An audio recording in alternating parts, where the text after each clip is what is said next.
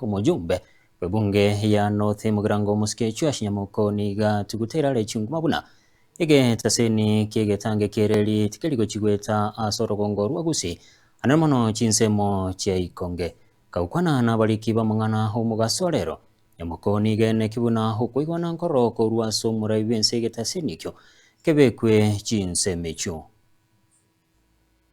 We have the information that we have SGR ambayo inapita hapa. It covers about 4.9 kilometers as a constituency ya North Mugirango, na ile ambao kidogo watu walikuwa wanataka kuongea sana juu yake ni juu ya station ambayo inajengwa huko Ikonge.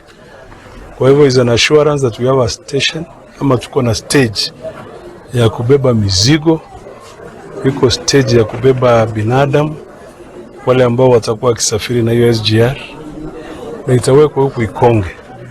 Kwa hivyo I'm just asking the leaders wasiwe na mislead watu. If they want to seek information they can watafute hiyo information mahali iko.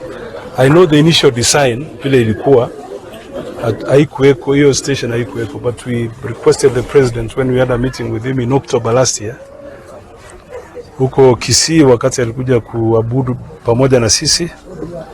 So tukawa na mkutano tukamwambia aweke hiyo station. Kwa hivyo it's going to be there and there's no question about that. So let's not create a lot of emotions ati hii haiko hii haina sijui wengine wanaongea kivipi, but the fact is that station will be itakuwa hapo. Era tokonya saa tambe sana kia number 1 Ekwere SGR. I was in Kisumu on Saturday wakati tulikuwa tunafungua ile between the president huyu Museveni wa Uganda na sisi. Hiyo train wakati inatoka Naivasha itapitia Narok, ipite Bomet, iguze Kericho, iguze Nyamira County, iende Kisumu, iende mpaka Malaba huko. Hii train inaenda mpaka DRC Congo.